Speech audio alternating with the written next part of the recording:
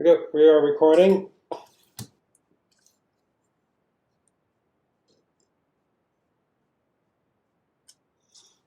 Okay, doot, doot, doot. So we'll put that right on the line. Oops, don't put scale. Shoot, close enough, probably. Yeah. Yeah. So this is, I think it's with perspective, it can make a difference when you're drawing this. Like, if I'm drawing like from this corner out for the edge of the wall, it makes a difference like where I line this up. You can see, cannot see that very well. Let's get this color, the brown. So we'll do that. So that, if I'm just a little bit like off that corner, then it'll, like, the farther out this, like the farther this edge comes toward me, the more accurate it can become. So just try to be as accurate as possible, and also accept that this is a hand-drawn and hand-drafted image, so there's a certain amount of variation that is expected and acceptable. All right, so the I want that's fine. There's my 18.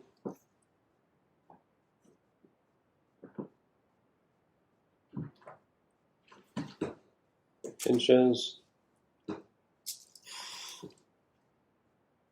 This is a little bigger. Good. Okay, so if this table right here, for example, is circular and not rectangular, so here I'm going to estimate, and I think yeah, it was Cassandra. We were working on this. Like, if you have the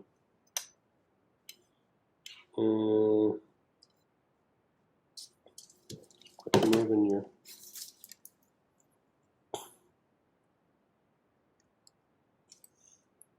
But the 1 point, I mean, really, you can use the same kind of measurements that you would use for an elevation on this back wall. So I can put little tick marks in scale. So this is 1 foot wide, 2 feet wide, 3 feet wide. So let's say I have a 3 foot wide table there. I can go from like here to that would be kind of big. Yeah, I'm going to go 2 feet. No, I'm just going to make this, let's see. Let me see what 2 feet looks like out in the room.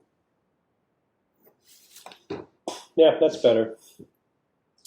All right, now you can see I missed my spot there just a little bit. Right on the mark. Yeah, there's a little difference. When you're doing projection, like a difference in, if you can see this, there's like 2 little lines there. That can make a difference in something lining up or not lining up. Okay, so here we had this. I think I had the table. No, I think to suggest a rectangle.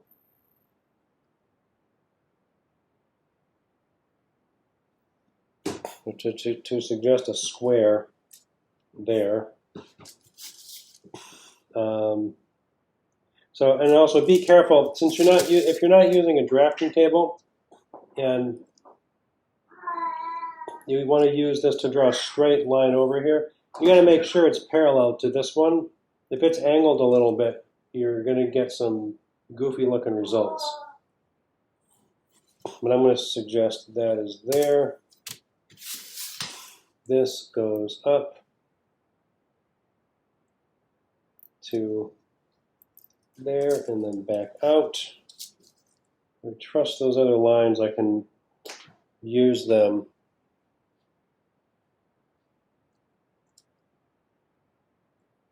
to approximate a parallel horizontal for the top there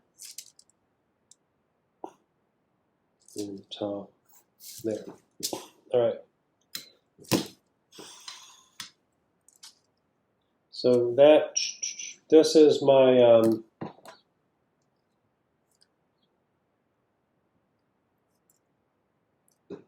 height for the front.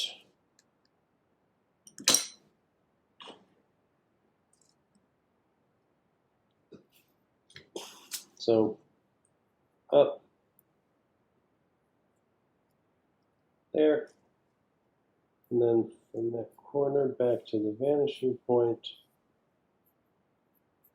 And then I've got this, already had this other one drawn right there, so just try to sharpen that up. Okay, so if I'm trying to draw this vertical, I can see how the scale compares to the wall edge right there. So that's helpful. You know, once you have a few lines drawn straight, like measured off the edge of the paper so that you can keep things square, then you can use them to keep the others parallel.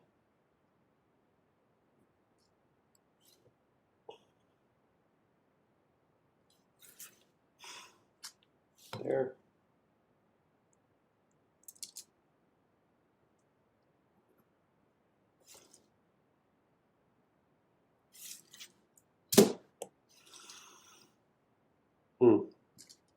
All right. So the circular table going right here, your circle has to fit inside the rectangular shape.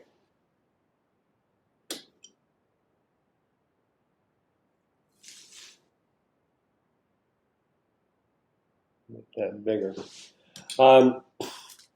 So I could guess, you know, I might be able to guess and approximate a decent elliptical shape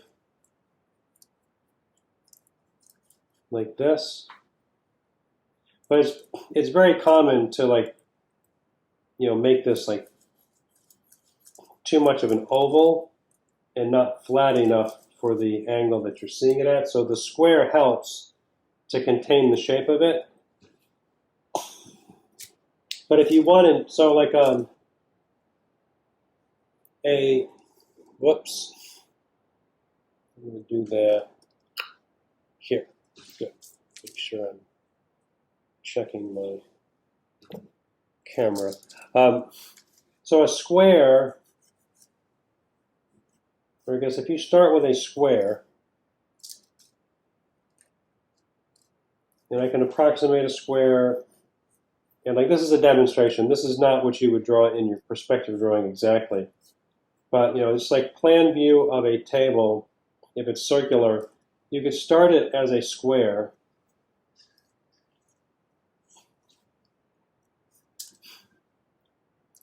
Make a cross from opposite corners and find the center.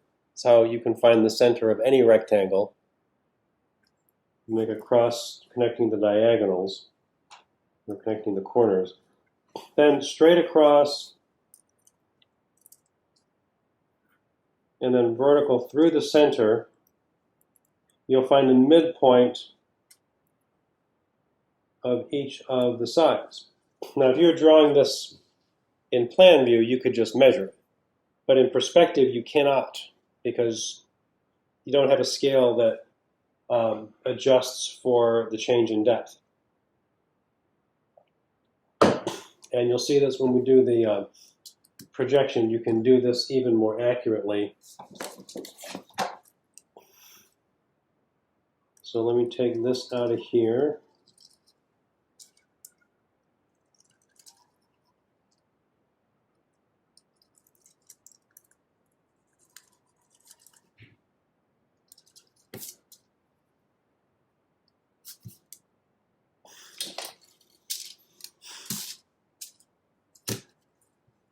All right.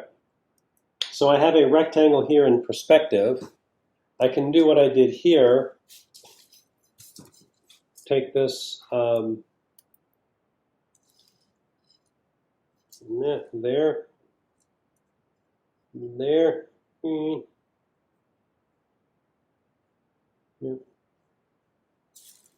across diagonally that way,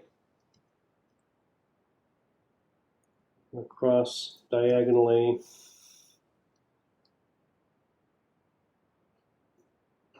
this way. There's the middle. To get the middle of these, the front and the back edge, you go from the center through the vanishing point to the vanishing point, and you get the middle there and there. And then you do horizontally through the center. I'll try to keep this nice and parallel to my wall edge and the edge of the other edge of the table. Through there. There, there, there, and there. Those are the places where this circular table will touch the edge of the rectangle. So this is a slow and painstaking process, or it can be, but it helps to get a more accurate elliptical shape for your table in perspective. And that is what you want.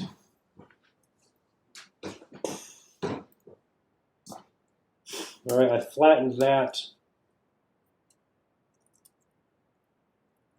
So we'll take that out there. And, there's in general, like if you're drawing, like you can see like a circle drawn in perspective, in this, flat, like plan rectangle.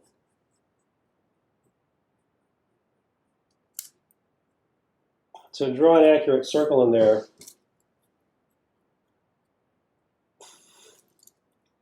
these diagonals, you can see that they cross the curve crosses the diagonal almost 3/4 of the way out from the center. It can help if you have a big enough shape you're drawing, you can kind of see that, but in this case, I think that I'm just going to try my best to make it look like it actually is a circular table sitting in sitting appropriately foreshortened in space. You wouldn't want to put a table here that is got too large of an ellipse, or too tall of a shape, because then it will look like there's everything else is fine, but this one table is tilted, angled toward the viewer. There, and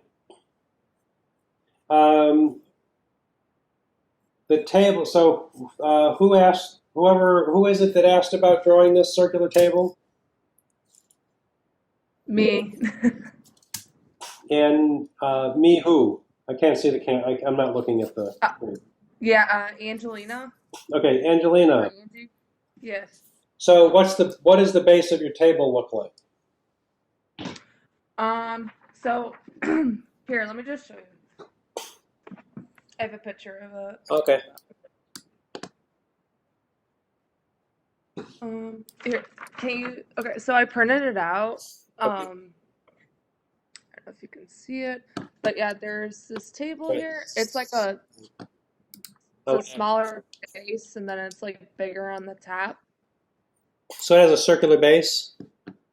Yes. Got it. And the base is a little smaller than the top. Mm-hmm. Great. That is what I needed to know. Thank you. Mm-hmm. Good. So crossing the diagonal on the bottom helps me to find the center of the base. And then I could draw a smaller rectangle in perspective.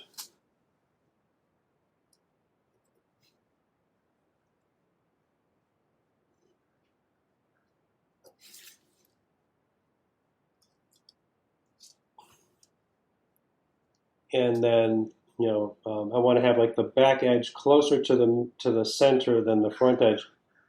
The way that works in perspective is like because as things get farther away from you, they appear to be smaller. So the front half and the back half of a rectangle sitting there seen in perspective, this front half will seem to be a little larger than the back half. That's why the center of this will look like it is back from the middle. You wouldn't put the middle right in the center because of the effect of perspective. So I think here I can approximate this now that I've got my, I did this one.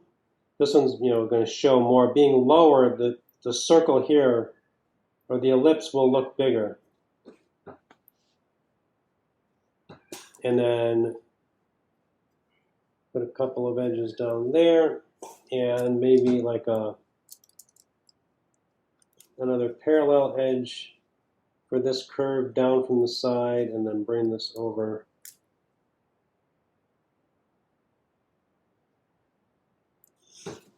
And there's my table. That's okay.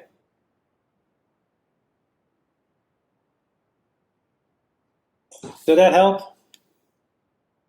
Yeah, it really did. Excellent. Thank you. You are welcome. And I hope it helped other people who might have been considering a circular table but didn't want to do it because it seemed like you can't remember something. Repetition is how you learn, and so I don't mind repeating myself. Just keep asking questions. Okay. So shading.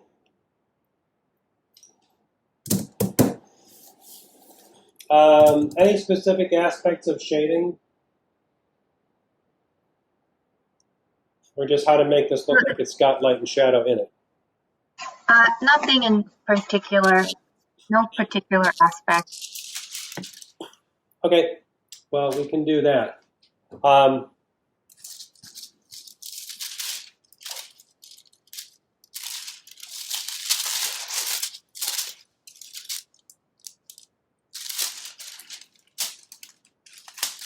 Okay, I think I might.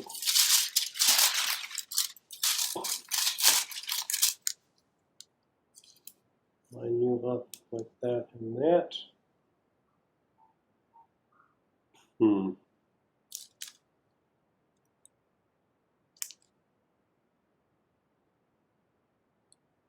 All right.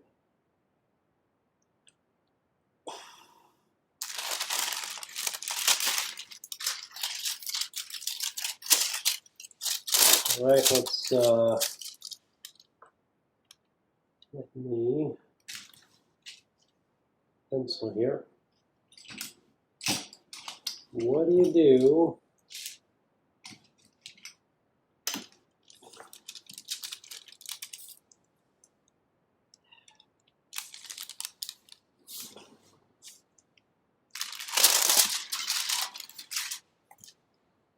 I did draw that good.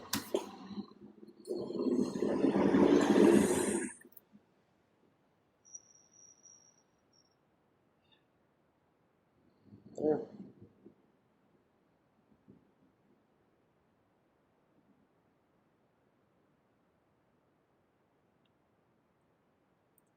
Put that at 14 there.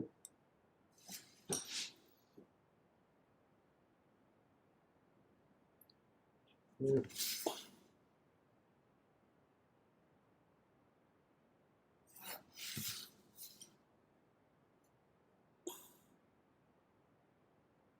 Good. All right.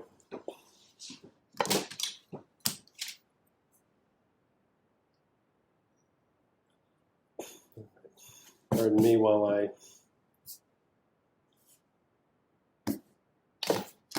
some corrections here, and I can draw this all on one sheet. Since I'm going to If I draw it on tracing paper, I'm not drawing it on anything like what you're drawing on, and that I don't think that'll be as helpful. Okay, so here's something that might be helpful. I've got this trace. I'm thinking, like, well, I like these. I'd rather not have to just redraw everything. Trace transfer.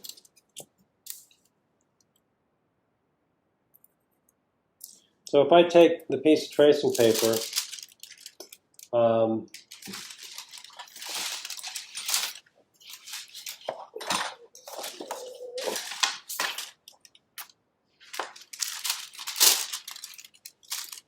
soft graphite, this is like I think this is HB graphite, although it might be a little softer. If you have a drawing pencil, like like the art pencils, like like a 6B pencil, 2B pencil,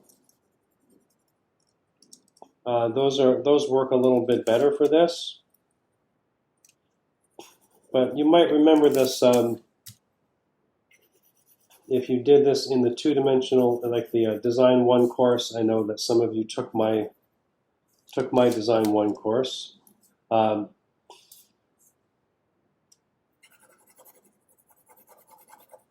No, I'm just going to do this. I want to put this just right on the lines. I'm tracing the lines. So I'm just on the back of the drawing. So that's the front.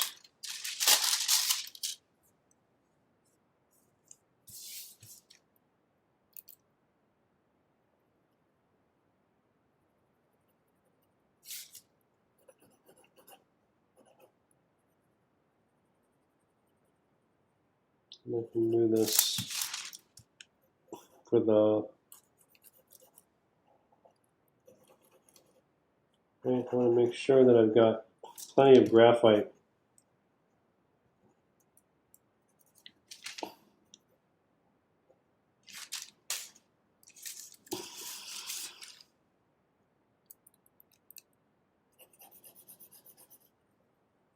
So really pile it up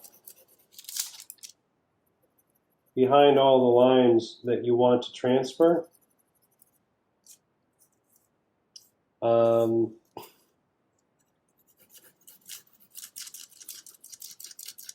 Do this for the window also. Yeah.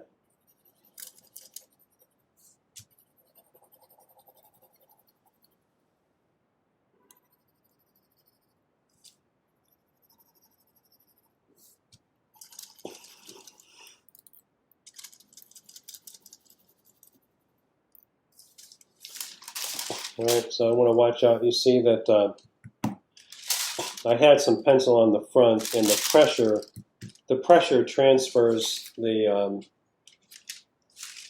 graphite and even colored pencil a little bit to the surface below it. So I've got this. Because I already drew some of that stuff, I don't want to have to just redraw everything. I'm going to line this up pretty close. Take it down. And if I've done this right, I want to get a sharp, just like a sharp, regular old pencil. Is this? That's sharp. I'll just use this one.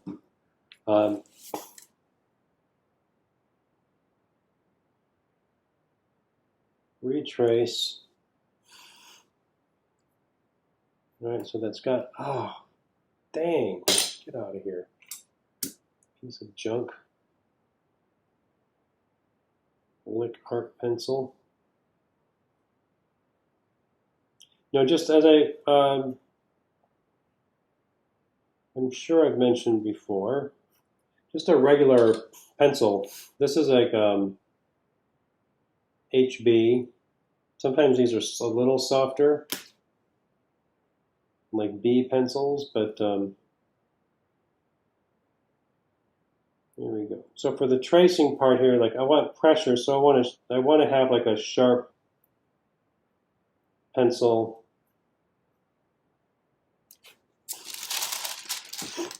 And look at how well that's transferring. That's beautiful. It also like lifted to see that, check that you're not forgetting, that you're not missing a line.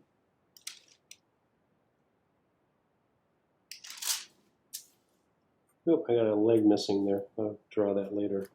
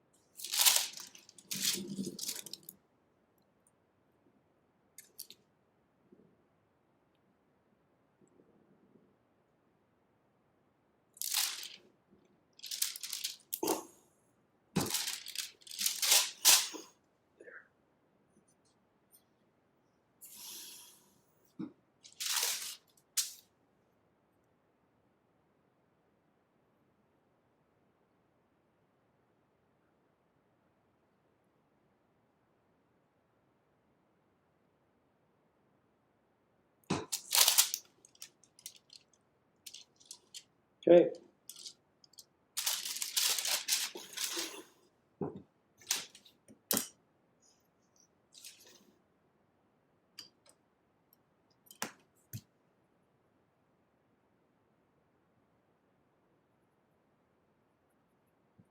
Okay.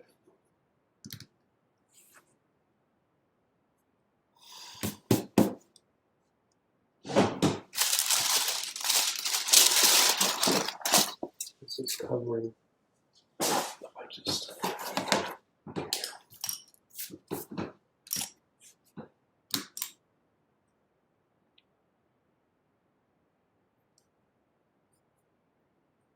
Okay, let's clean this up here. All right. There.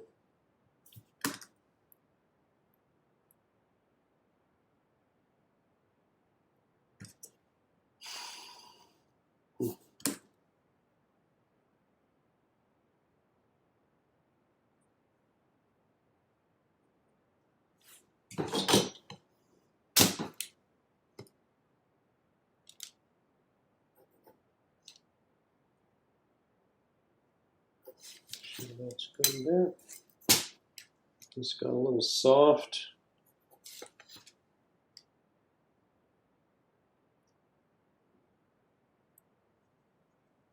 All right. So shading.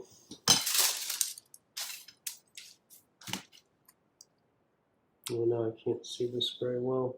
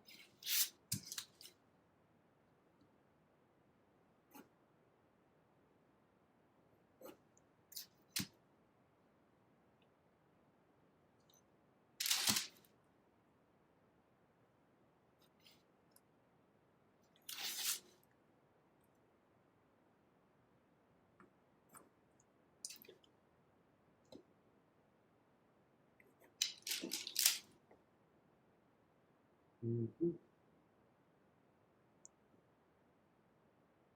Yep, it's actually right there. Okay, take that out. Need that anymore.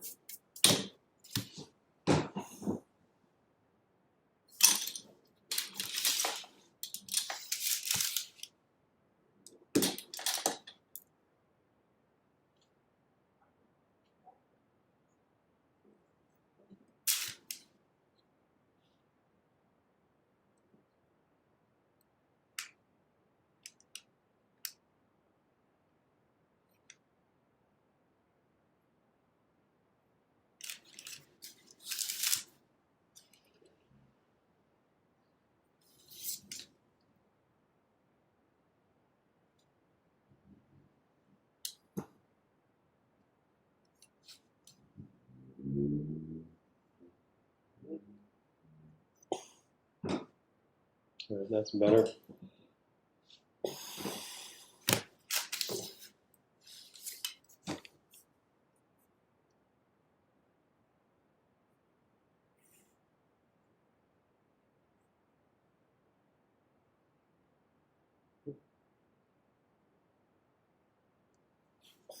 That leg would come down somewhere like that. All right, now.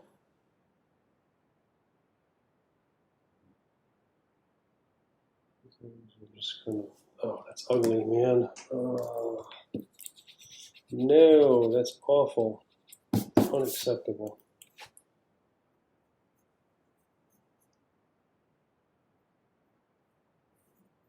Some of this I think I'm just going to have to redraw it.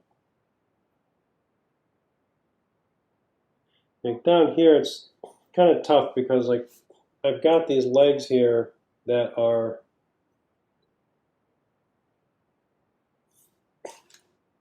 tapering rectangles, rectangular form. On the front there should just be a little sliver of a surface of the front. The side that's facing me, I see that kind of, you know, like more like it's flat. There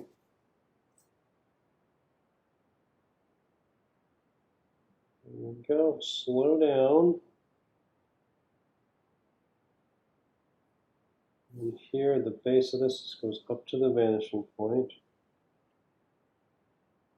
There. That's better. Whew. Yeah, sometimes I just gotta slow down. Trying to hurry. I don't want to make you wait too long to watch me redraw this room so I can do the shading, but I need something here in order to do the shading. I don't want it to be too generic or crappy. Okay. So like, you know, what I'm doing with some of this furniture when I start out, you know, even like with some of my demonstrations, I'm drawing, you know, some of this furniture really just from memory. And sometimes it looks like it. It's just kind of like, you know, like does this like a generic, undesigned piece of furniture.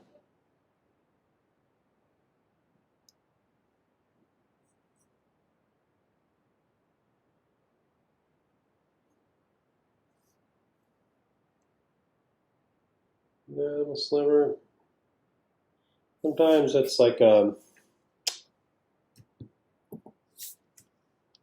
have to do your best. Like if I have a rectangular leg right here,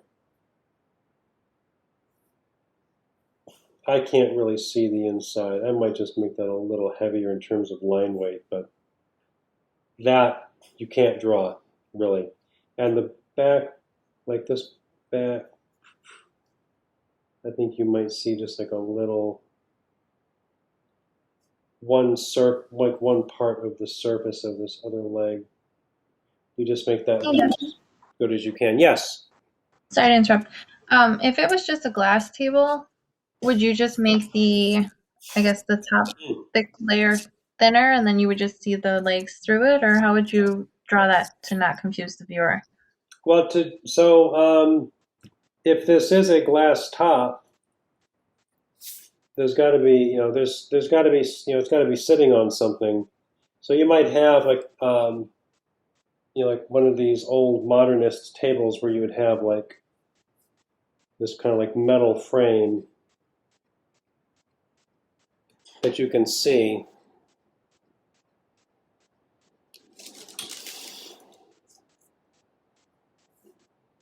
So like this would go up.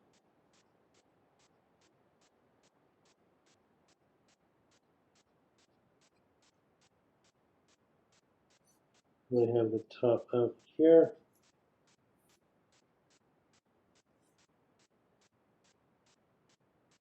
Okay. You need to show the thickness of the glass. It's usually darker, like the that little height of the thickness is a little darker. I would show a little bit here.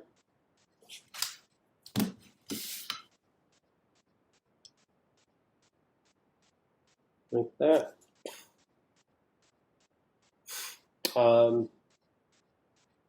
Okay, and then if you were to shade that in, do you just kind of stay along those edges as well, where you made the thickness? Yeah, so like with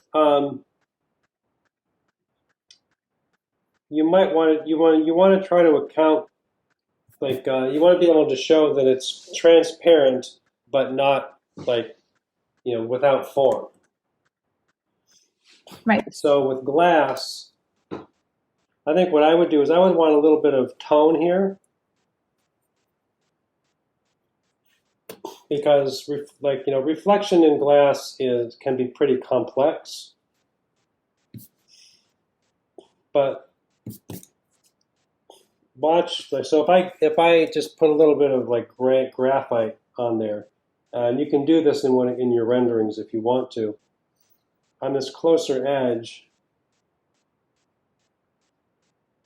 I'll erase and then just kind of like fade the erasing. And then I think I'm going to bring a little bit of this frame back.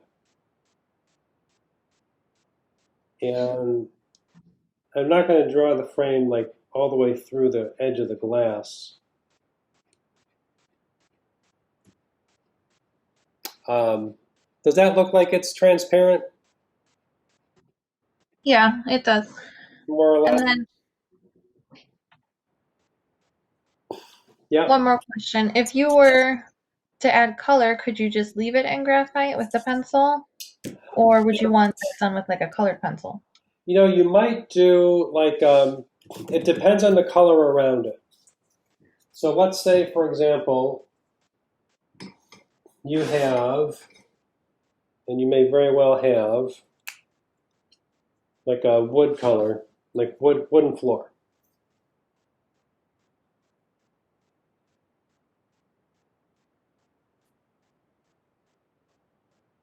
I would start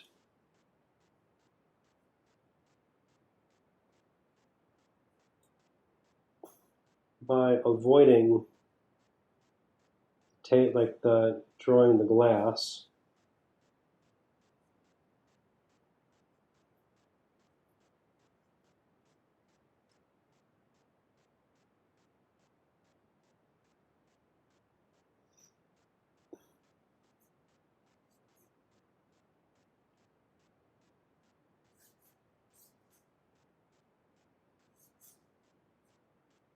Okay.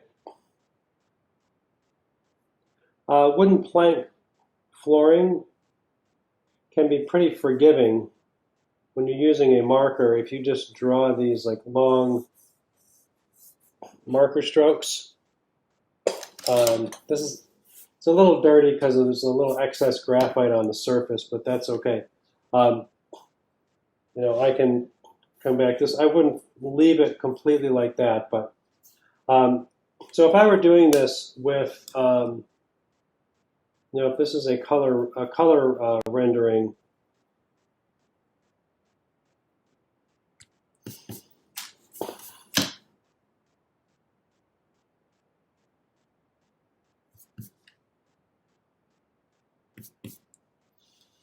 the graphite will make the marker and pencil look kind of dirty. So sometimes you can use, like if you've got a really light surface, sometimes you can use graphite and like smudge up at like the top of a white wall just for some like shadow up there.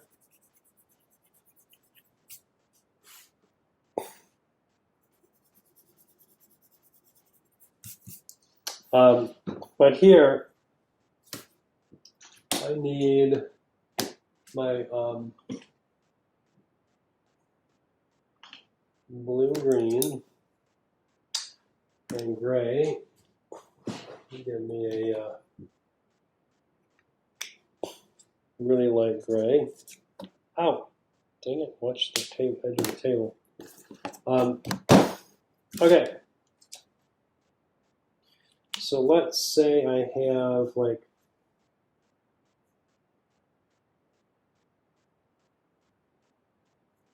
darker flooring.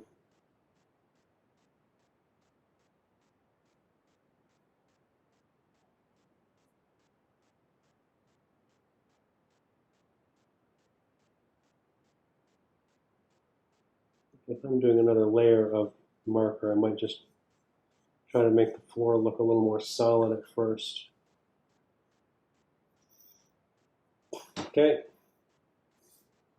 So here,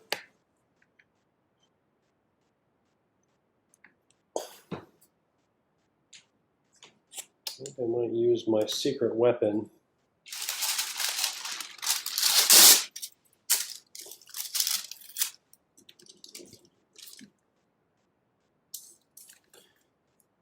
Let's see if we can see this.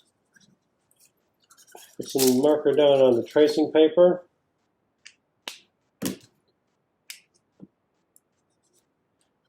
Pick it up with my colorless blender. So the blender becomes like a paintbrush.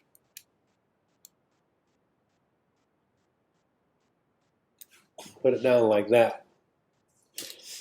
So you get a little bit of the color showing through, but not so much that it looks like you can, like, there's nothing there. And I'll leave a little bit of white around it so that it might look a little bit like glare or something like that. Glass, the thickness of glass usually looks like a dark blue green.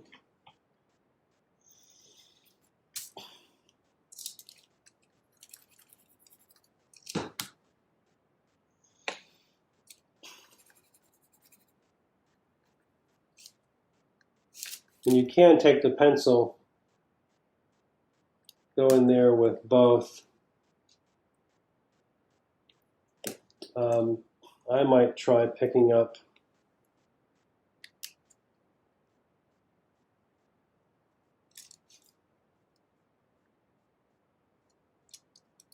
that.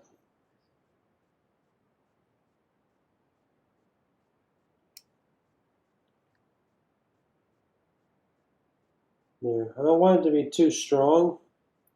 So my preference is to use a marker and like pick this up with the blender so that it's not so that it doesn't get too strong. But I want to be careful. I want to be careful that I don't overdo it. Do a little bit of, yeah, because like looking through glass at an oblique angle like this does change how you see what is through the glass. It bends like that angle distorts your view and kind of bends the appearance of things.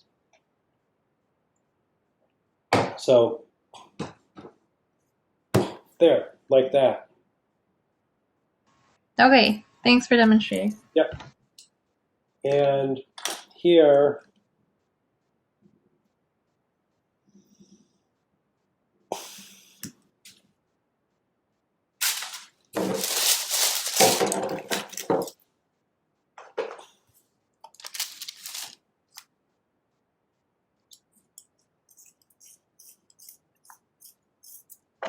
oh, that just fell right out. Ugh. Did you?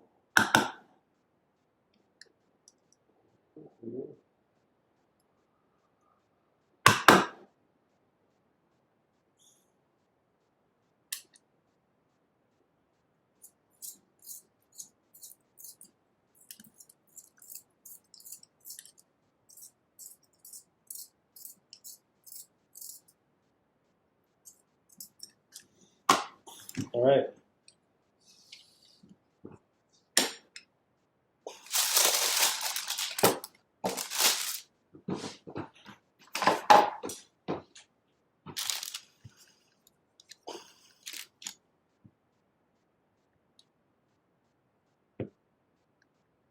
All right.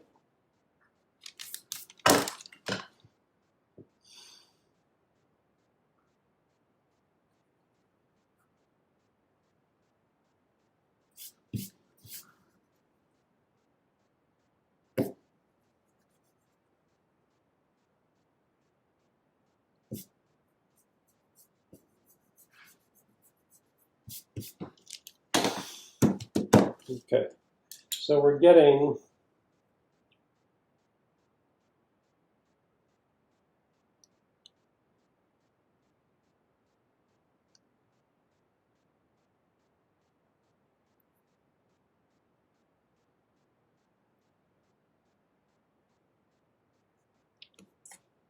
oh gosh, I just don't like that.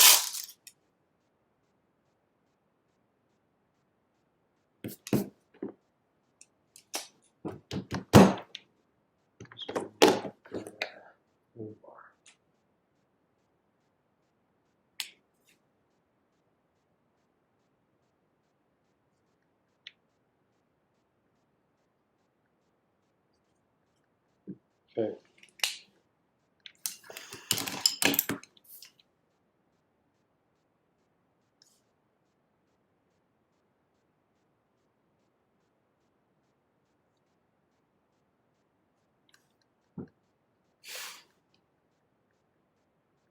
Okay.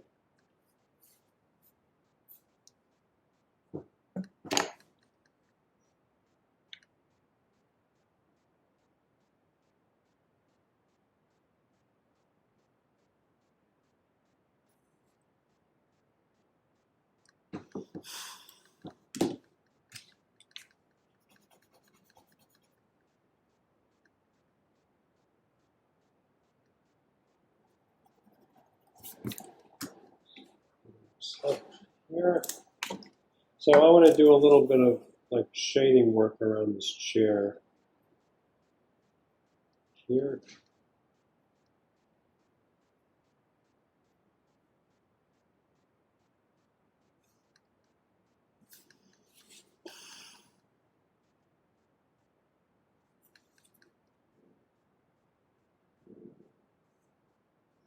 Okay.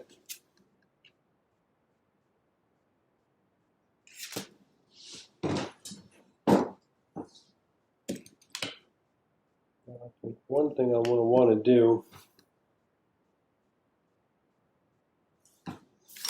there's something that I can do to help me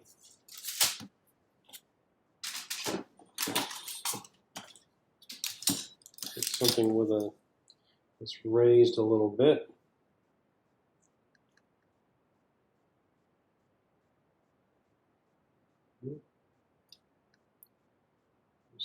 Where is that?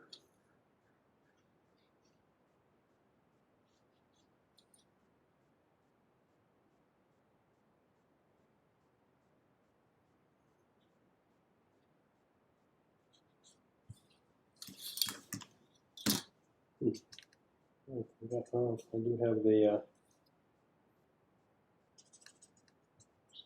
stuff in it. It's just not straight. This is a terrible drawing. I'm sorry. Like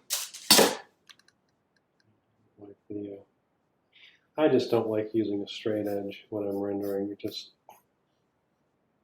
never really works very well for me.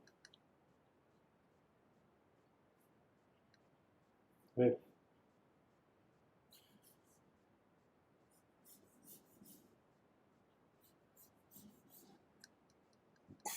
That's getting a little better. So, no, I think what I would do, I'm sorry, this is not, this should have been planned out a little bit better. Um, I think what I would do is start with just like a solid brown. Let's see if I can make that a little bit more solid.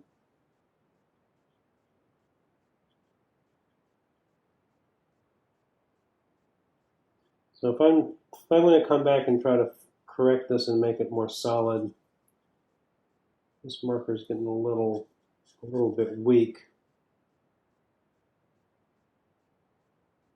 If I keep the marker down on the paper, I can rescue this. This is not beyond hope.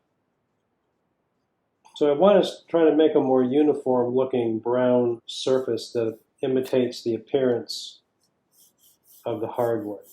And you get like from the window, I would expect to have some like glare of reflection of light, almost like, because this is like a mirror. So starting the same distance, like here, I should have a little bit of like light.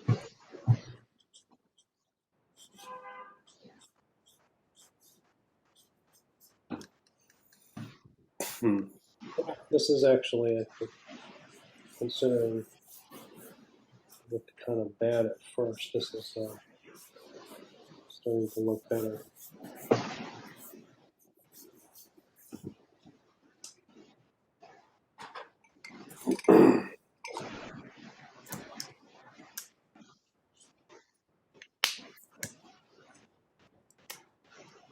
There we go. I had a good one in here somewhere.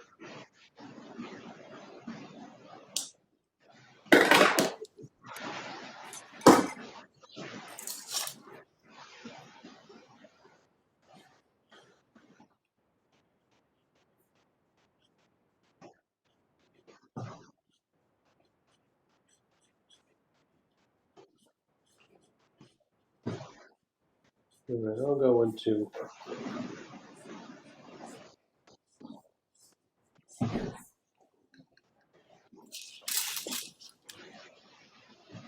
this. There we go. Oh boy. Sometimes it just takes me time to warm up. Um,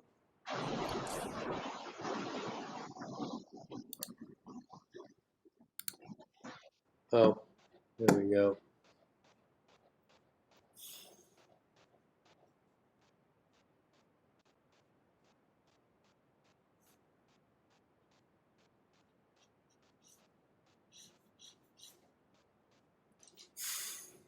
So it's slowly looking more like it's hardwood floor, right? Yeah. So I think I was, if you hurry through it, which I've caught myself trying to hurry through this a little bit, then it was not really working very well.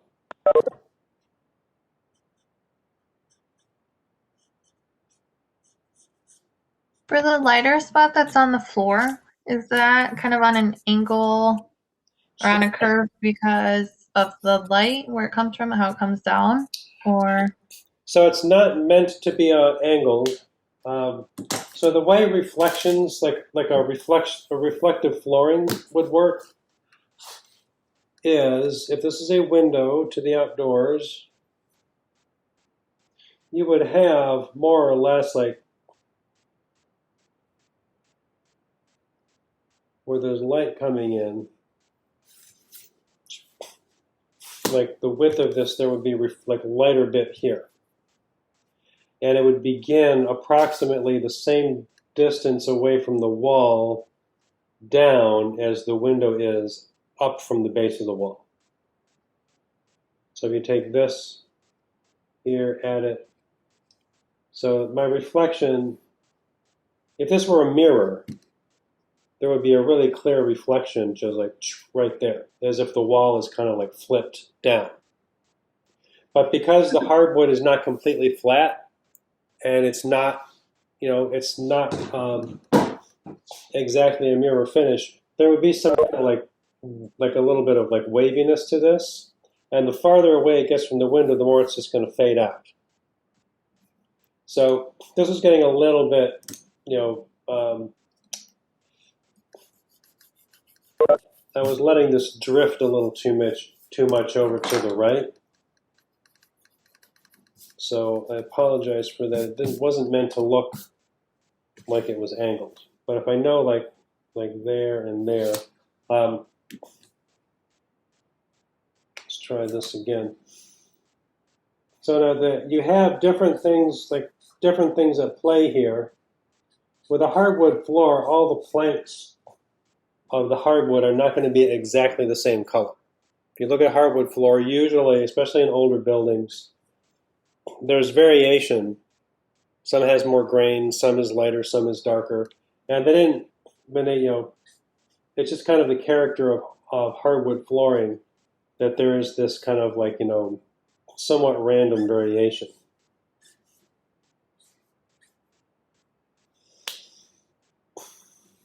This is not the right marker. Where the heck did the right marker go? Oh, it's right there.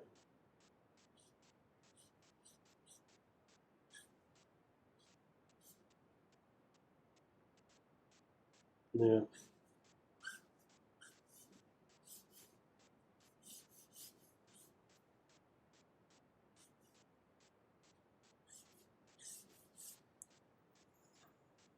Yeah, this is better. So beneath the furnishings, you can make it a little darker. I'm going to show you a trick with the white pencil that also helps. Yeah, sorry for the goofy table. This is like not quite straight. Let me see if I can correct this, or if it's too late.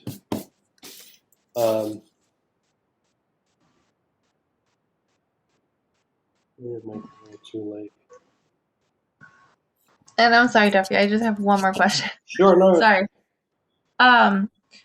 If it seems like a silly question, but if it was like sunrise or sunset, and you know how the sky appears to be more of like a warm tone yellow, would that be reflected in the floor as well with some tint of yellow, or is it just mainly white light?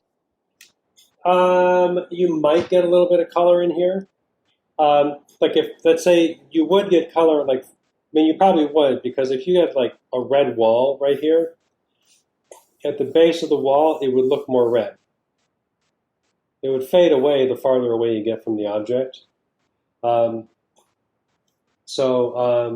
Let's say we have like, this is your horizon, and we've got light sky out there, but even if it's just light out there,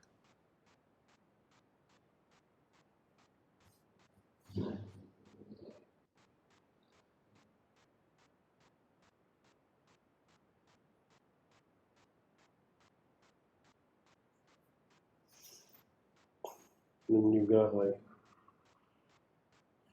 trees, there's the lake, it's really beautiful.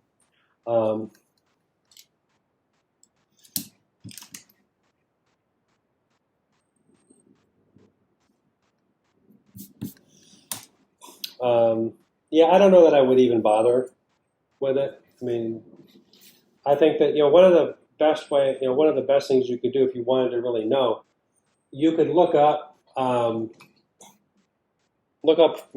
You can see if you can find photographs of like a modern buildings with like a glass, like a floor to ceiling wall of glass, and see how that looks. Because you definitely get light transferring onto adjacent surfaces, and color comes with it. Okay, I just wasn't sure because I know the main focus is really the interior, so I just didn't know if that's something that you would add for detail. But that makes sense. Yeah, I wouldn't worry about it. So here, like sometimes you can use the white pencil. It's got to be a darker surface of marker for the white to show up. I might do that here. If this is steel,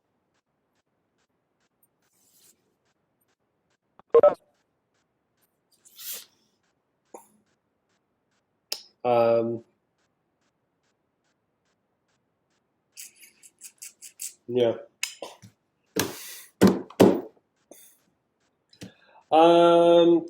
Let's see. Yeah, so you know what? I think I want to take a short break and get things organized to do more here, because I'm kind of getting the hang of what I'm going to have in this interior and how I'm going to do just apply some shading.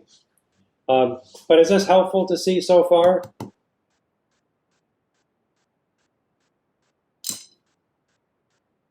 Yes. Sort of. No? Yeah. Good. All right, so let's take 10 and let's see, it's 2:16. Yeah, let's come back at like 2:25. I will return and I'll see you then.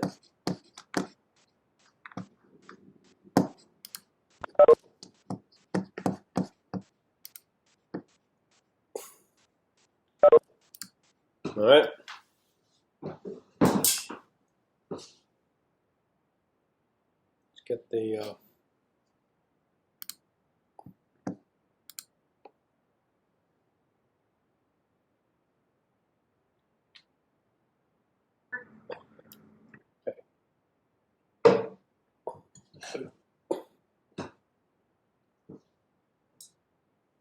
All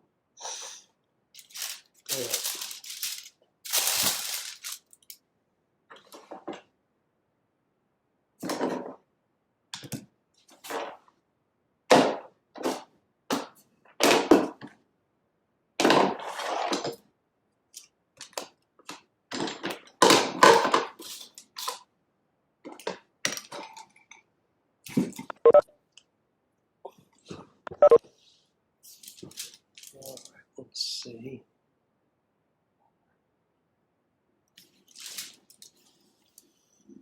All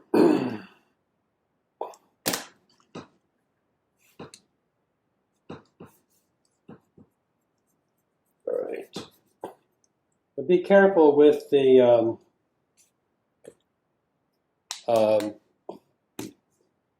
some of your like base drawing, like the like the horizon line and vanishing point. I guess like you can see where I've got my vanishing point drawn so hard that it's well, it's just part of the drawing now. All right, let's try.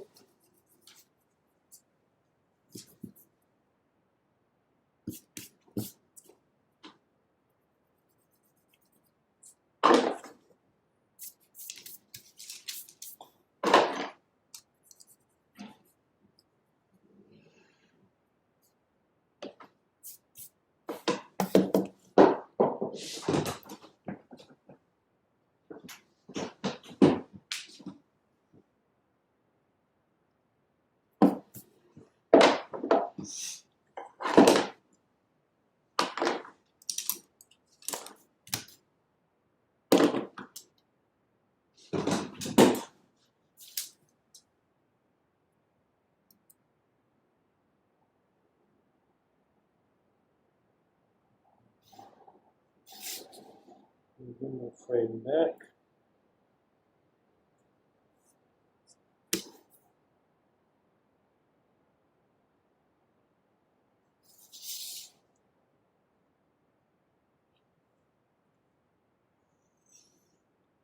So,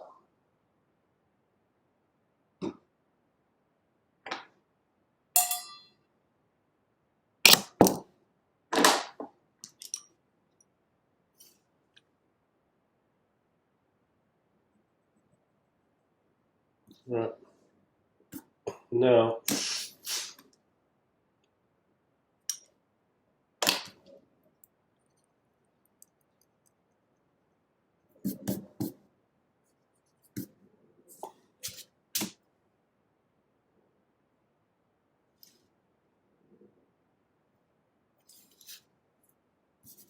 let's see. Like, I would like.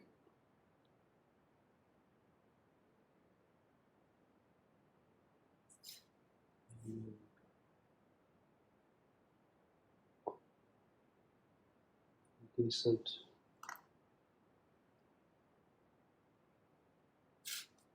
baseboard molding.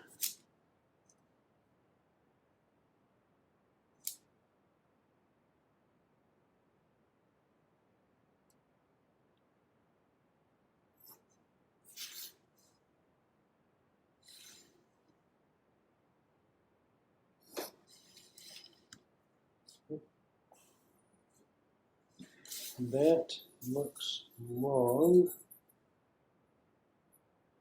So here, actually,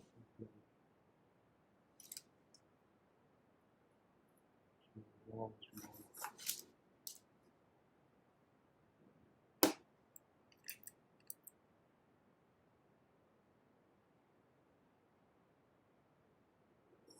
No, that's better.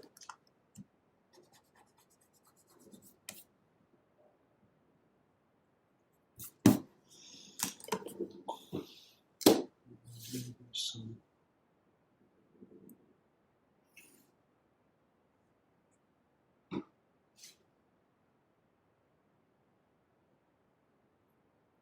More slender. Molding it here.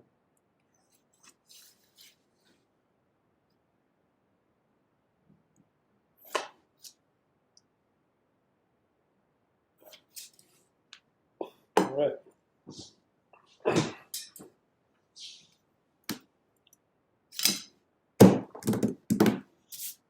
So if you got white walls, then there's really not a whole lot you can do other than put in some shadow. And keep this. If I have like a, let's say I have a painting here,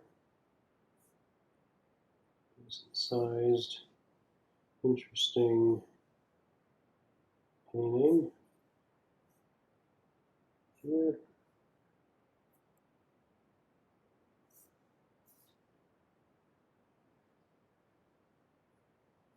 Weird mid-century, like a yeah, abstraction is probably the easiest kind of artwork to suggest here. It's right over the vanishing point is there, so I wouldn't be able to see any of the sides of it. But I would, down at the bottom, see a shadow beneath the artwork. So there's the edge of that. Make this parallel as I can. Okay. Now the let's say I'm going to have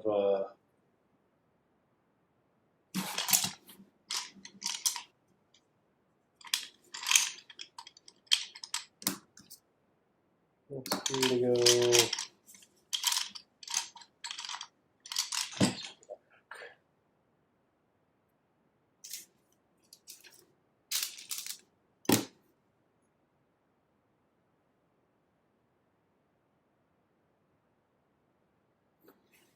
And it's blue. Dang it.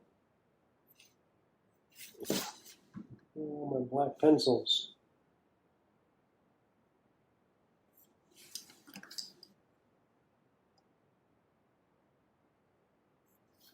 Oh, that slipped.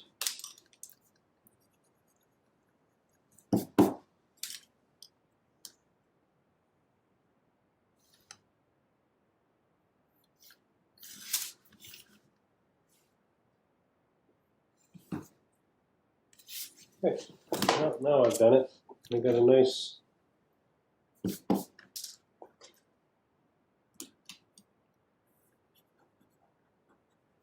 bit of an errant line in the blue pencil that I can't get rid of. But fortunately, it's at the bottom. And there's going to be a shadow down there. There's it.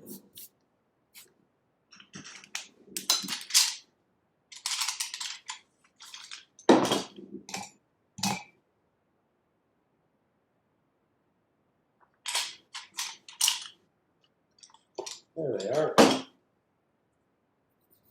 All right, so if you're shading for gray, like this black colored pencil is going to be too dark to shade for, you know, like if it's a shadow on a white wall. Graphite pencil will be a little better, but it doesn't really work that well because the graphite pencil tends to look kind of dirty next to the colored pencil and the marker. But you don't need much up here. And if you look at if you look at a white wall and look for how dark the shadows are, and you'll see that there are shadows up at the top, usually like the top and the bottom of the wall. The middle of the wall usually has the most, like it's usually the brightest, which makes sense. That's where the light's at.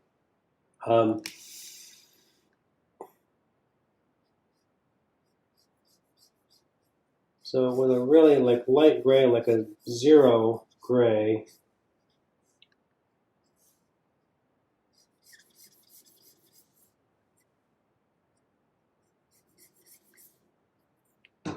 that's really not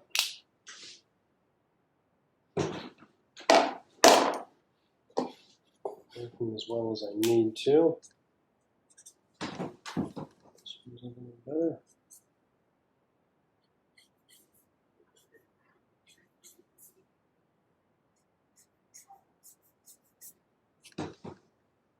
Better. Yeah.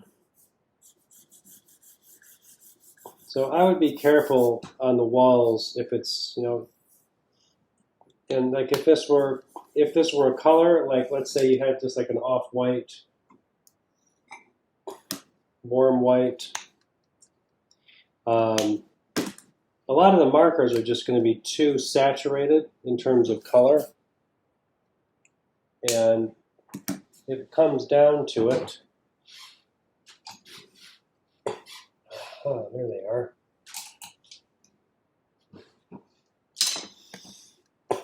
This is a pastel pencil.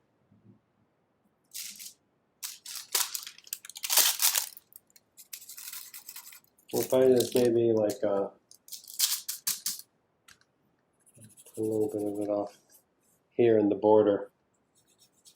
If I pick this up with my finger or a cloth, let's say I did have off-white, I need to make sure that there's no graphite, so I'm not smudging graphite in with it.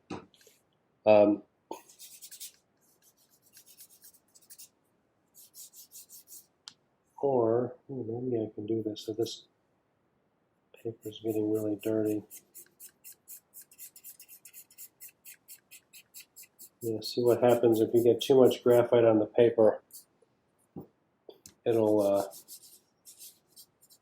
mix with everything and make, like these really light colors are sensitive, they'll get kind of dirty.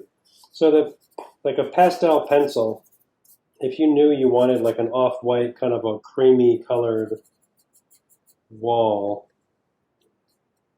if you just draw with the pencil,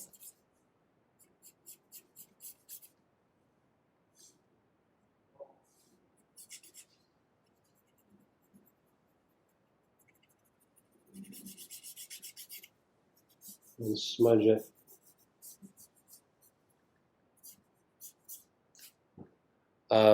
That's looking better.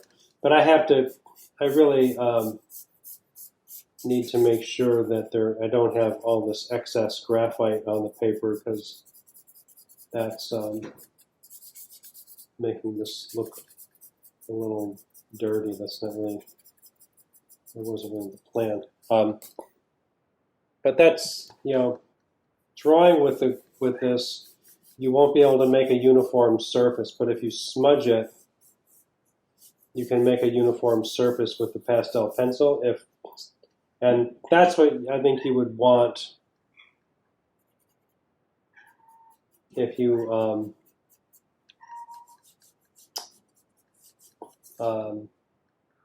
if you want to do an off-white, warm white wall or something with a really light color. It's pretty rare that you find like a marker that's light enough that's not so saturated that you could do something like that. Okay? So this is, pastel pencil is available through Blick. There are a bunch of different brands of pastel pencil, and so if it does interest you, then um, if you need one, then get it. Like, so you can see like this. If you press hard, you can see it's darker, more saturated. But if you go lightly,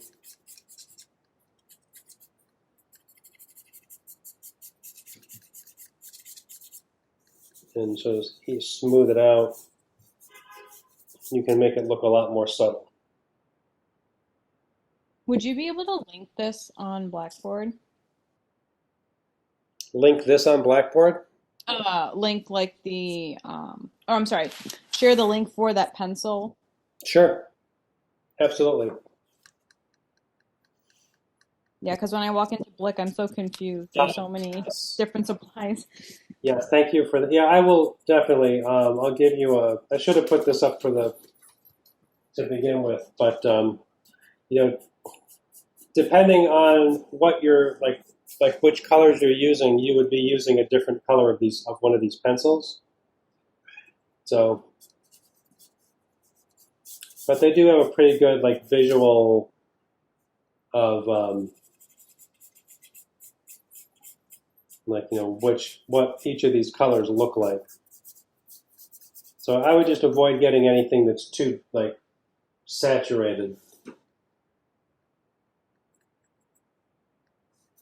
Okay, that's better. This would probably help solve some problems. There we go. Good. Good. All right, we're starting to get somewhere here. So like here behind the boy, I think this is where sometimes the shadows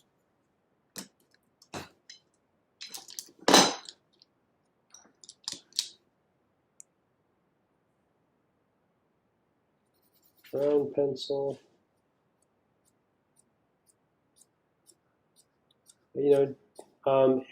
Shading with black can be, when you're using color, can seem kind of incongruous. Like, if I want a darker value of this sort of like, warm, like warm gold color, black. Oh, that's, God damn it, get blue pencils, get out of here.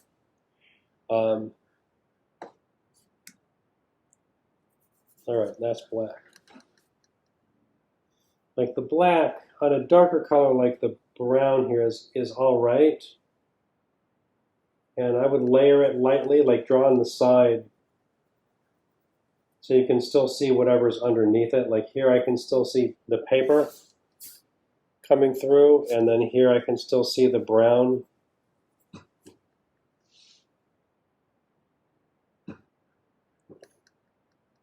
But like on the wall, I might just want to use brown pencil instead if I want to suggest that there's a shadow there.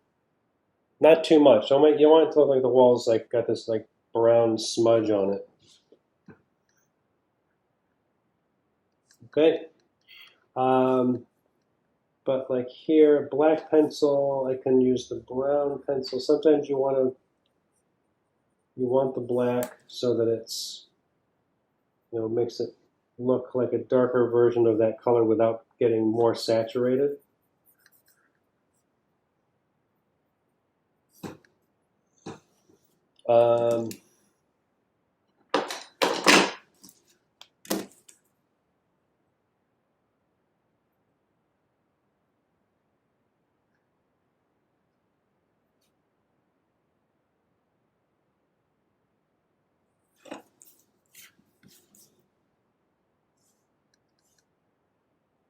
Right.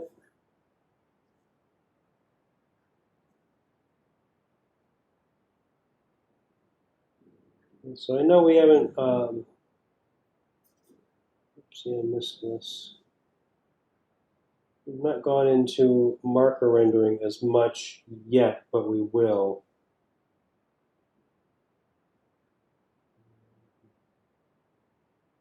Here's where that should be.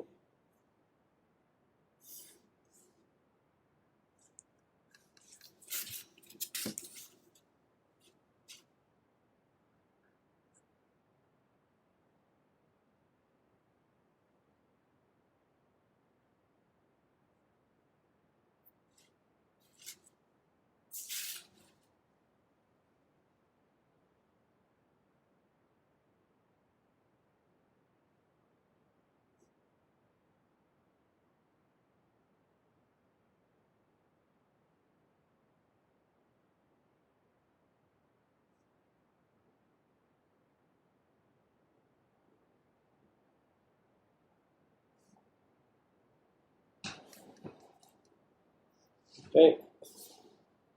That's all right. Now this chair is a little goofy looking. I let my marker bleed a little too much, and so it's a little sloppy. Let's see if I can't bring some of that back. So let's. I want my upholstery to be green, like oops, that green. Just like dark green. I want the sides that are facing, so I'm assuming light's coming this way because of this window here. Just that little bit, putting a shadow helps to give it some volume of light and shadow. If I have another one, I've got this lighter version of it. I could either use this lighter version or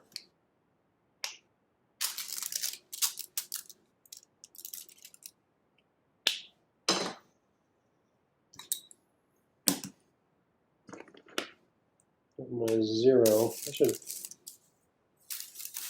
put a little bit of the darker green down here.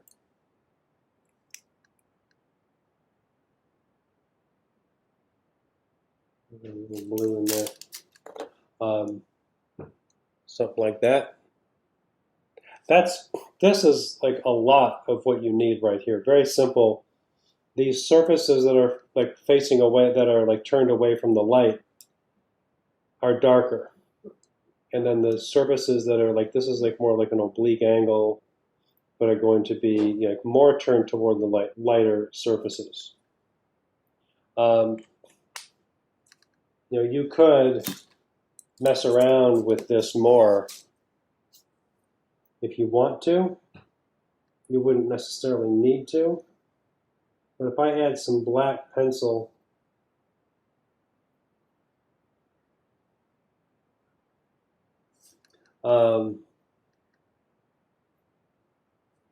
or I think with the what'll work also is if I just like let that dry and then come in with another layer of the same color, it'll make it darker.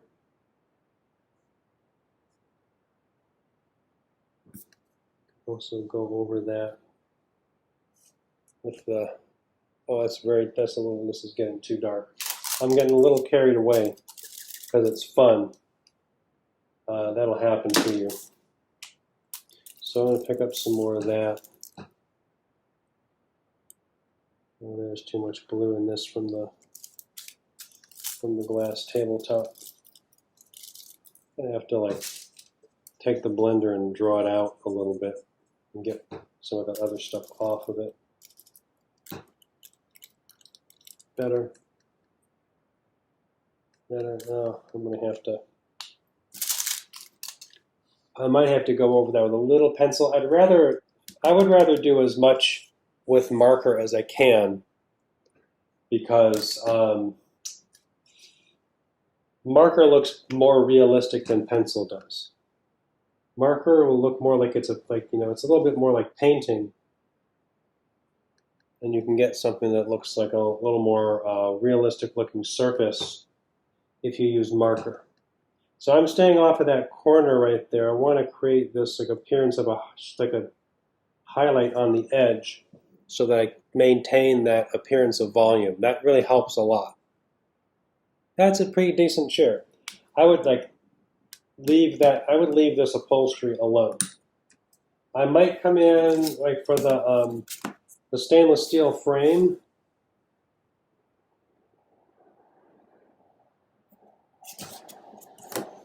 Some like compressed reflection on the cylinder of the leg.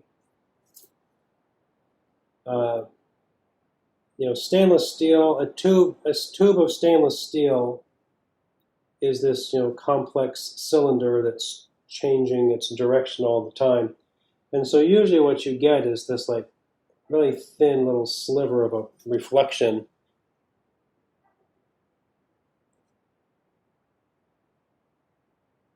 And, depending like this, at this scale, it can be difficult, if not impossible, to draw it clearly. So I think, I would just try to do as much as you can, but sometimes you just kind of have to leave it alone. Like it might be better if I just leave it as like a white shape rather than mess it up by putting too thick of a line in there. Make sure that this pencil is sharp. So you got to make sure your pencils are sharp. Good. I'm going to quit goofing around with that now.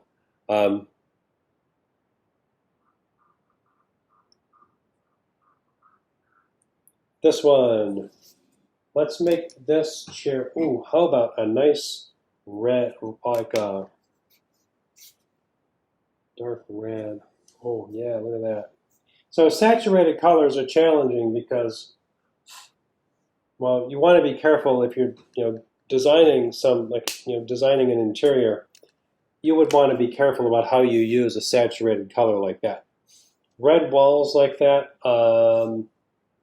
not the best choice. Mainly, like saturated colors are stimulating to the eye, and if you put a lot of saturated colors on a lot of surfaces, it is too stimulating to the eye, and it is just becomes an unpleasant experience to be in it. So you got to have a good reason to have saturated color. Usually, it's used as an accent, like on a smaller surface, like an upholstered chair. And that's where I would put, like a saturated color. Good. So try to fill this in first, just kind of flat.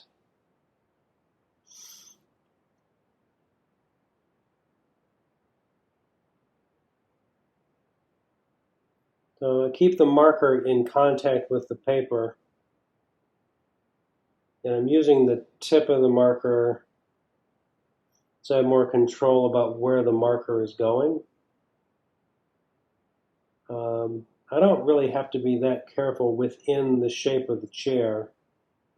I am trying to stay off of the seam here in case I want to have a highlight there. I want to have a head start on the highlight. The darker the value of this marker, the easier it is for me to do something like a white, like use the white pencil and make kind of like a white edge where you see a corner, which will happen. All right, so I have to let that dry a little bit. But so first, filling in that shape should be pretty simple and straightforward. You just keep the marker in contact with the paper and just move it around and just kind of find the right up to the edge and then pull it away from the edge.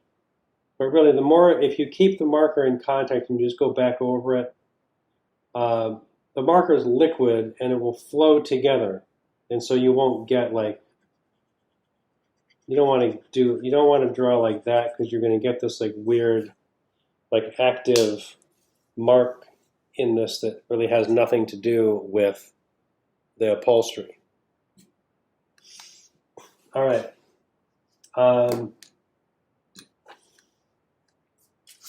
So shading, I'm going to shade this surface closer to me lightly.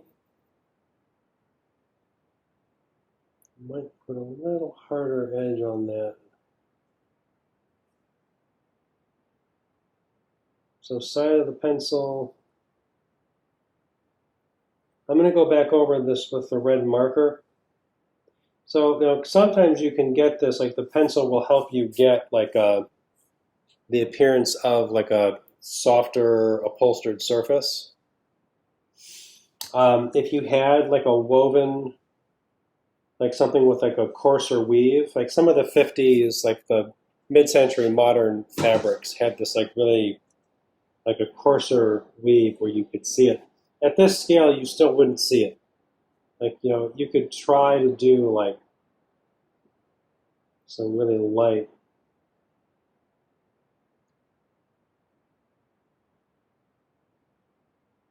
line here, and then in your and then to your vanishing point, I kind of like leave it kind of broken up. But even this could look too coarse and like too open, like too large of a weave to look like it's the upholstery. If you're combining a perspective drawing with a larger project with plan, elevation, samples, like like a samples board, photographs of like furnishings and everything else that's going in it. This perspective drawing does not have to carry all of the information. If you have a sample of the fabric that this chair is upholstered in, you don't have to put all the detail of the fabric in this drawing. You'd have that in a separate spot.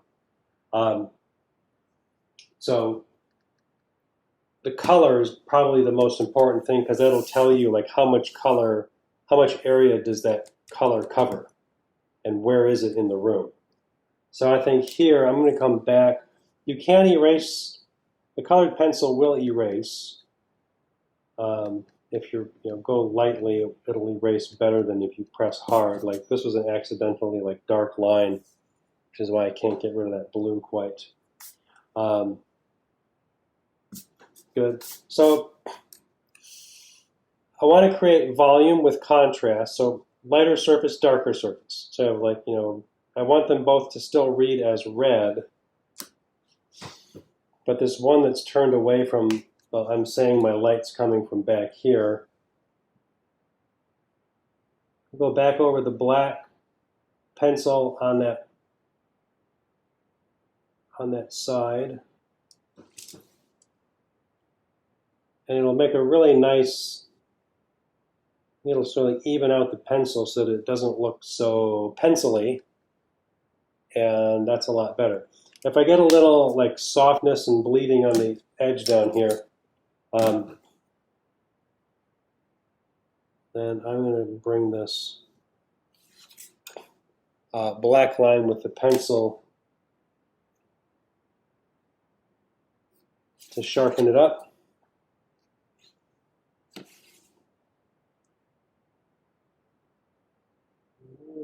I'm so close here. I'm going to have to, it's not quite exact, but oh well.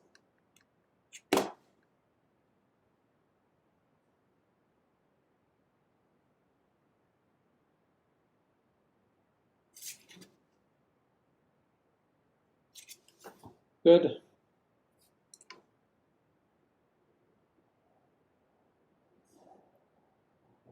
Seam down there is a part of the structure. Good. All right, that looks pretty good, eh?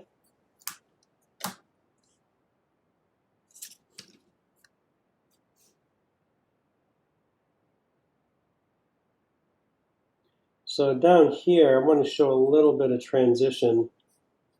I can try taking this and like maybe I want to be a little more subtle.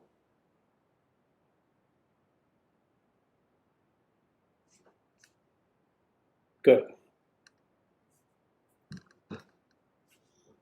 So this is where at first you put the, I'll put the marker down and make it kind of flat. But then I use like pencil and marker to create a little bit of nuance in the shading.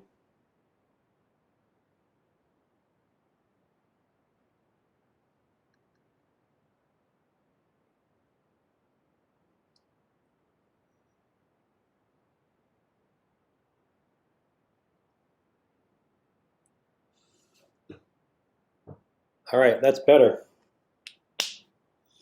That's a lot better.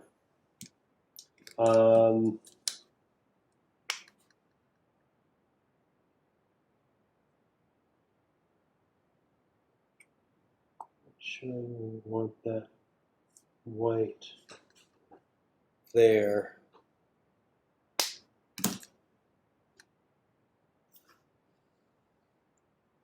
Okay.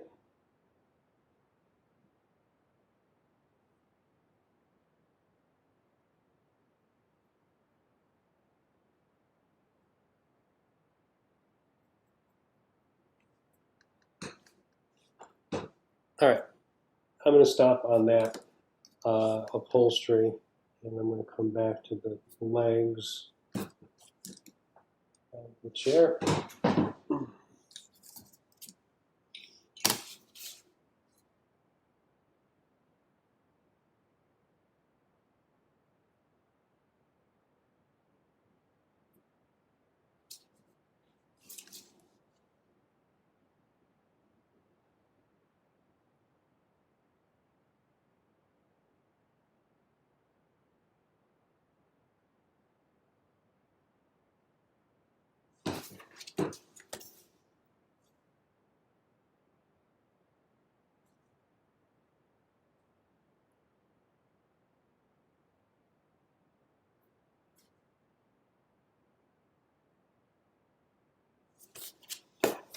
All right, good. This chair has brown legs, brown wooden legs. And I can just fill them in, both surfaces solid.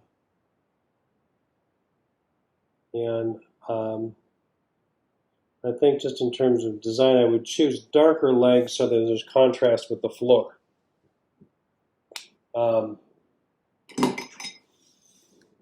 In that case, there.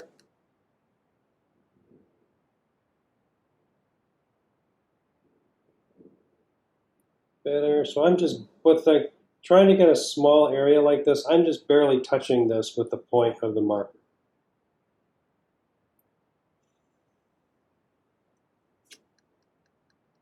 Good.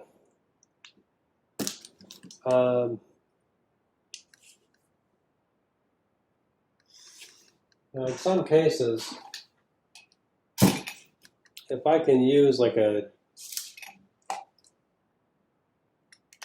gray,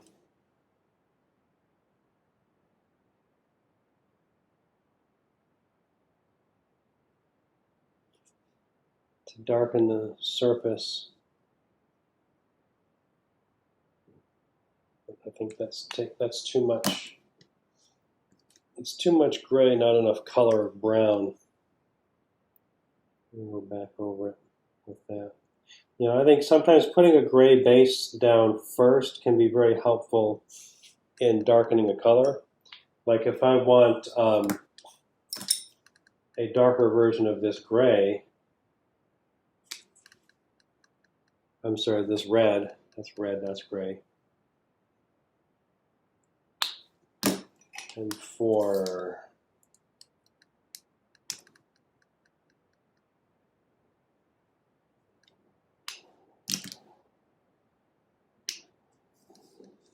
so I'm going to have the red here and then go over it. You can see how the gray underneath it just gives you a darker version of it.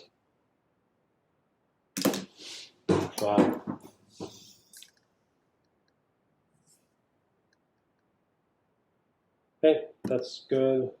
I can go for, if I want to, I can try a little pencil on it, but I don't know that it really needs it. If I did enough with the marker, I should stop.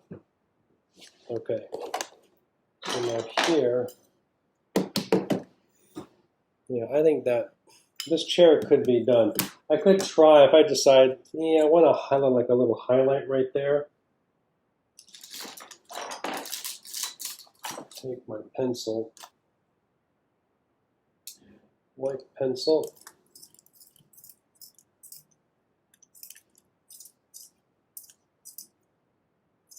Nice and sharp. Oh, careful. Really.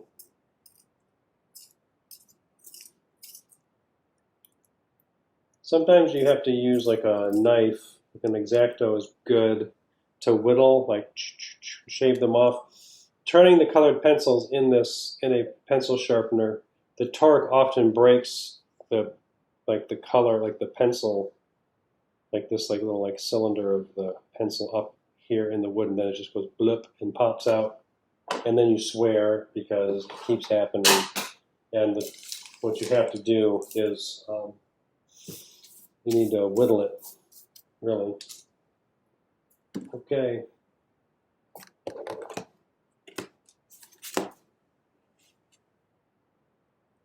So on a dark surface, white will show up better there when it's dark. If it's a light surface like here, it's really not going to show up on the lighter hardwood. You know, here where this is, I don't really want that there, but I wanted to be able to show you how it shows up. I don't know that that really helps it. I might try like fade this off like that. Yeah, that's not helping. I prefer to do, as I say, I prefer to do as much as I can with the marker because sometimes the pencil just looks like you have a piece of furniture with a bunch of like, you know, pencil drawn all over it, and it doesn't look like the upholstery. So you want to be careful of that. I'm going to sharpen up that edge.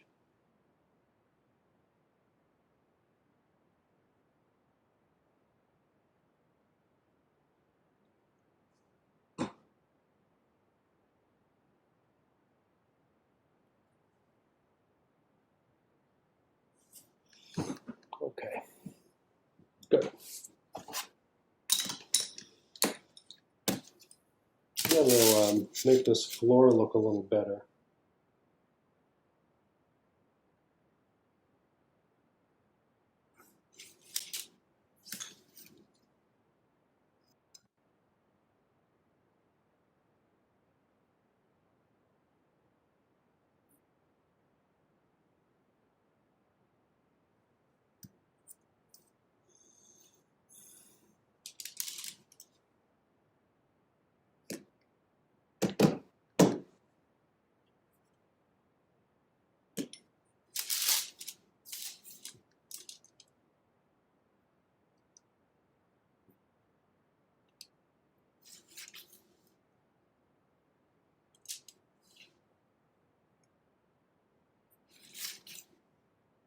Okay, yeah, that should be a little wider. Sometimes if you miss, you make it look kind of wrong.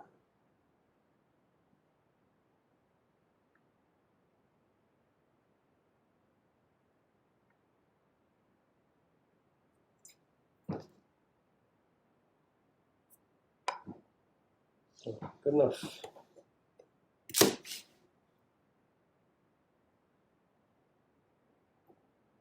Oh yeah, there we go. I need this like little bit of black here. Not all the way around necessarily. I just want like a little bit of a sharper edge to make this show up a little better. it's kind of like a thing in like rendering. If you're adding pencil on an edge, is to let it like fade. So when I draw this, I press harder and then I just like release it, and it changes its line weight and opacity as it goes. Okay, hardwood flooring.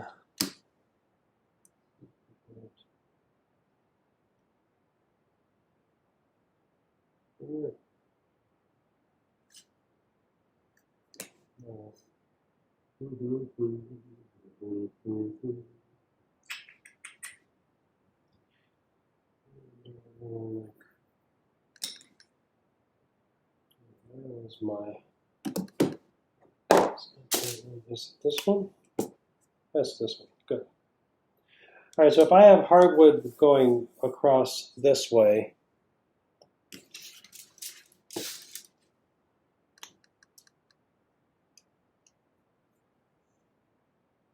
I'm trying to just like make a few places. So with like the with so many like surfaces and furnishings, the primary thing you need to do is make it look enough like the thing that it is believable that there won't be questions about like what is that, right? You don't want someone to look at your work and just ask, like, look confused and say, I don't know what that is. That's too fat. That's an ugly, ugly, ugly little shape there. I'm going to have to blend that out. All right.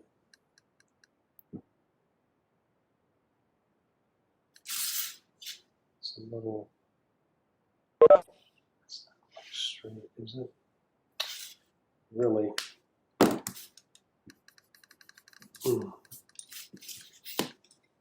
Get rid of these. So like these white lines I drew down were just like, they're not showing up well enough. To me, to try to show the reflection of the like light coming down here, I want to try to do it through contrast. So I don't want to completely get rid of the color of the flooring, but I want it to look like there's like maybe some glare. Let's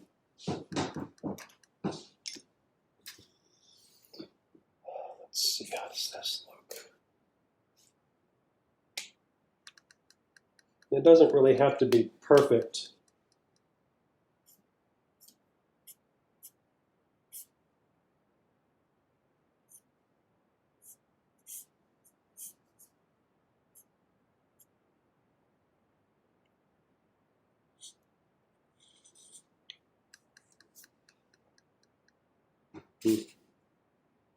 This might be enough. So like if I'm just trying to make these long, like trying to show the appearance of long boards go running horizontally, then I'm just going to hold the marker steady and just move my arm side to side. It's helpful. It's getting as I go along, it's going to lighten it. It goes fast enough that it doesn't put down as much marker as if you go slowly.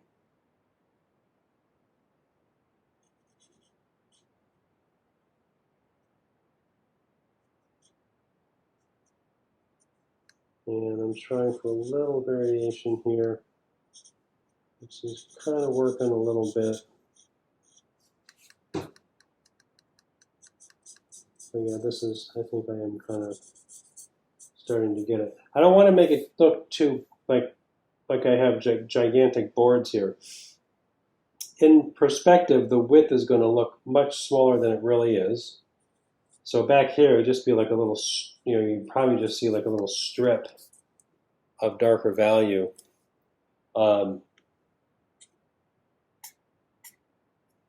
closer, you'll have some, broader shape for it. I think I'm going to darken this here.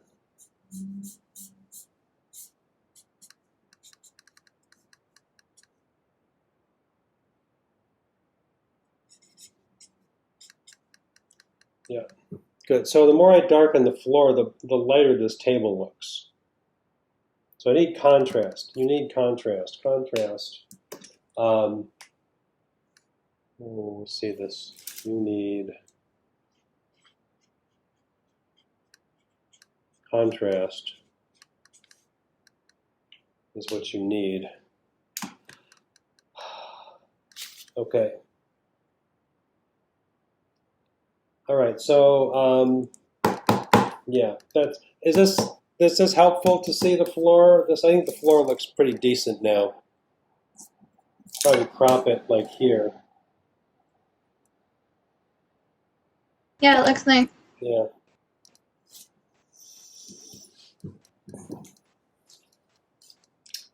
This needs more shadow.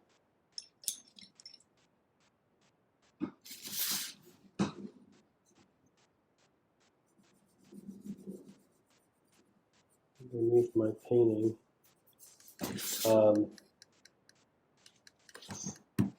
Art. Let's see, what can we do to imply? So you can look at artwork and see what does artwork look like. Oh God, here I need some new erasers. These things are just cruddy. So if you try drawing like here, so this modern interior, here's the artwork they have.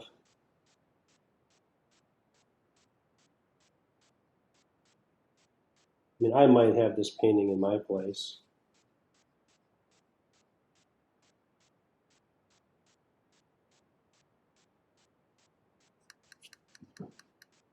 Yay. I don't think this is the artwork they're going to have in their house, in this residence. Do you? It could be an abstract drawing or something. Yes.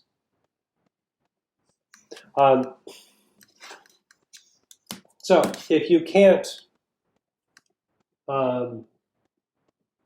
if you think like, I'm not sure what I'm going to do, so don't make something that's, looks too much like the last time, like maybe the last time you tried to make like an artwork was when you were very young and that's the limit of your skill.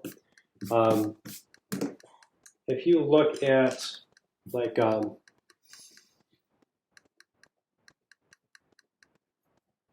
think it's so here's what I'm going to do.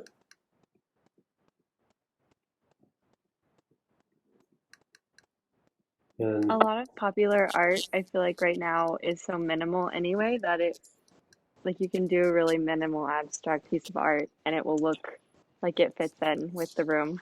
yes, like I think one artist like you could look up like so the abstract expressionists. Maybe I'll come up with a list of abstract expressionists to look at. Franz Klein, big, bold, like black shapes. Robert Motherwell, Joan. It was Joan Mitchell. Joan Mitchell or Joan Brown? Joan Mitchell was the painter, not Joni Mitchell, the singer. Jackson Pollock, Lee Krasner, who was married to Jackson Pollock, also made a lot of good abstract paintings. It's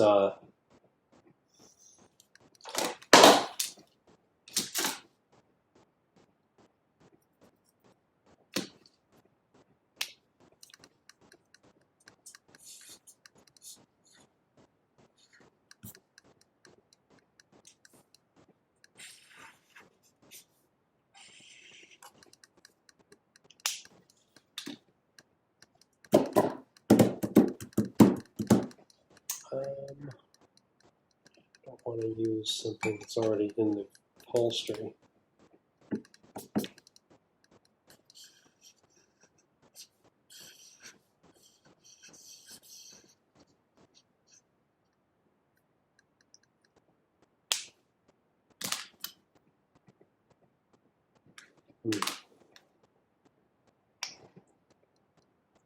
is already in the upholstery. Don't do it. Don't do it.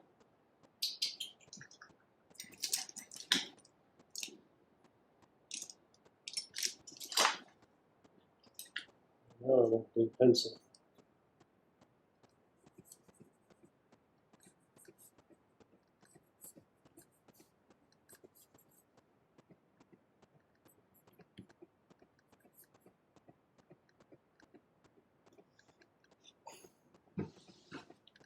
There is my beautiful minimalistic painting.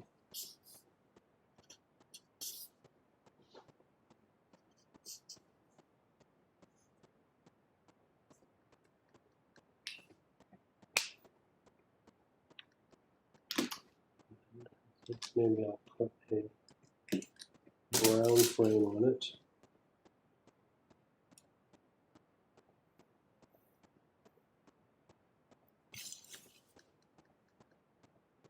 Then oil painting canvas frame.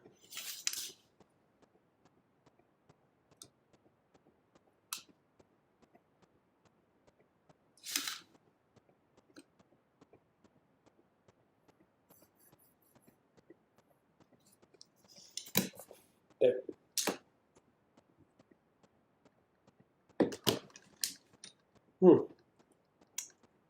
Well, it's kind of nice to see with this, drawing I'm doing, just how it looks. I didn't have high hopes for it when I was working on it, so I like it better now. But you kind of just have to give it a chance and, work on resolving the drawing.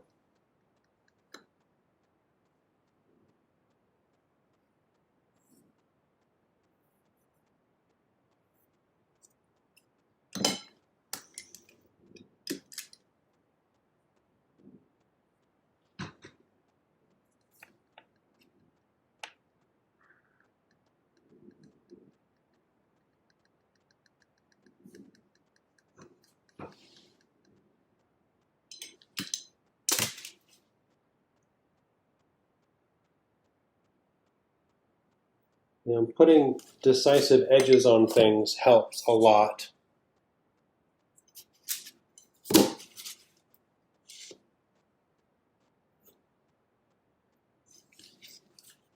That'll help a lot here.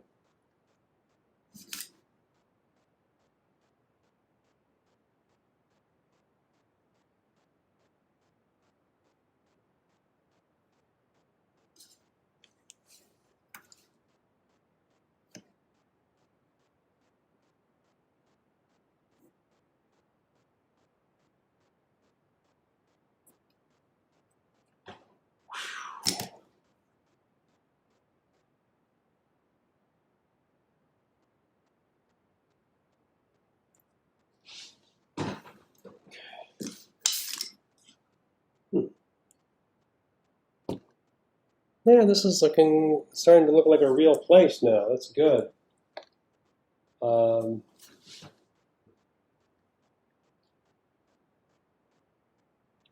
Good. So you can a little bit more contrast here. With when I do use pencil shading, I try to let the mark making be kind of deliberate. So that there's care in how I'm applying the line.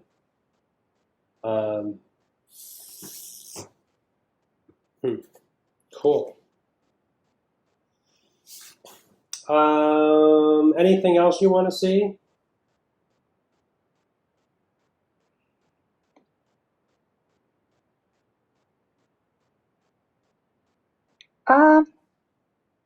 I'm good. Okay. Let's see. This exterior.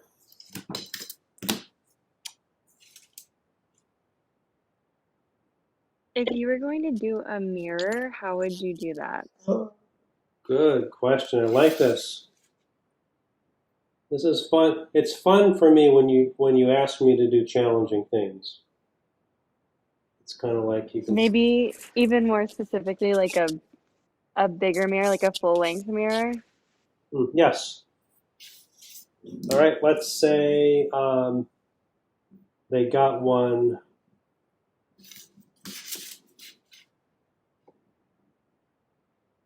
Let's see. I'm gonna put the frame back on the window. This is terrible.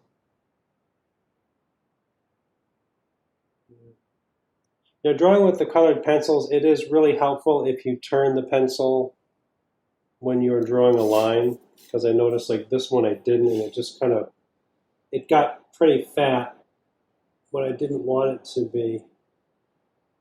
It actually just got thinner. Oh well. Do the best you can here.